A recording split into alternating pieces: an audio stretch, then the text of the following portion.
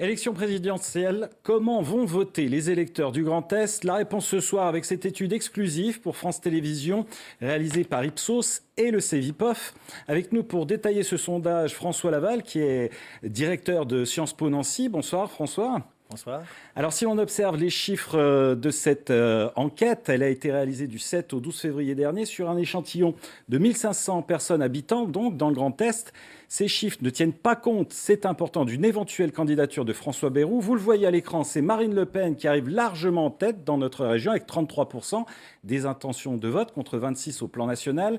Qualifié pour le second tour, Emmanuel Macron avec 23,5%, François Fillon troisième avec 17% et Jean-Luc Mélenchon devant Benoît Hamon avec respectivement 11 et 10% des intentions de vote. François, le premier enseignement de ce sondage, c'est le score très important et réalisé par Marine Le Pen, bien devant finalement les intentions de vote au niveau national. Alors c'est un score conforme à ce qu'avait fait Florian Philippot aux élections régionales, puisque Florian Philippot avait fait 36%. Donc on est dans une région, on est dans l'une des trois régions où le Front National fait les meilleurs scores, donc les Hauts-de-France, donc le Grand Est et PACA. Donc on est dans une région, je rappelle qu'il y a un seul département de gauche sur les 10 départements de la région.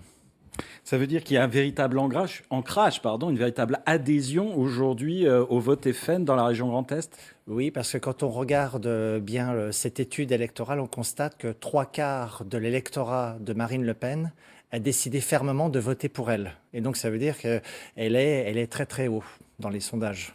Donc un vote des 3/4 des électeurs de Marine Le Pen qui sont figés déjà sur ce vote. L'autre enseignement, c'est que Benoît Hamon finalement réalise un score moins important qu'au niveau national.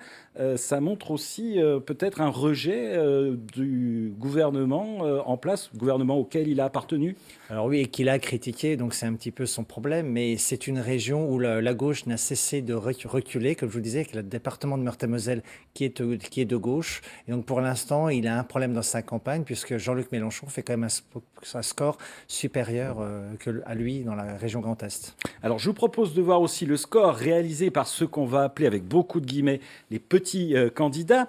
Nicolas Dupont-Aignan, donc 2,5%, Yannick Jadot, 1,5%, Nathalie Arthaud pour Lutte ouvrière, 1%, Philippe Poutou pour le NPA, 0,5%, et puis Jacques Chemidat qui n'a vraisemblablement pas d'électeurs puisqu'il a une petite étoile. La vraie question pour les petits candidats, c'est de savoir s'ils seront au premier tour ou pas. S'ils auront les 500 signatures, s'ils ont l'argent aussi, parce que ça coûte très très cher. Quand on ne fait pas 5%, on n'est pas remboursé. Et donc là, c'est un jeu un peu de poker menteur, puisque ce qui est important pour eux, c'est d'être présent lors des élections législatives du mois de juin, pour avoir peut-être quelques députés ou pour avoir des voix qui rentrent dans le calcul du financement public pour les 5 prochaines années. Est-ce qu'il y en aura un des 5 candidats qu'on vient de voir qui est susceptible d'être au premier tour malgré tout? Oh oui, je pense qu'il y en aura au moins 2 ou 3 quand même sur les 5. Mais se pose la question du candidat écologiste Yannick Jadot dans un accord avec le Parti socialiste. Merci d'avoir accepté notre invitation, François Laval.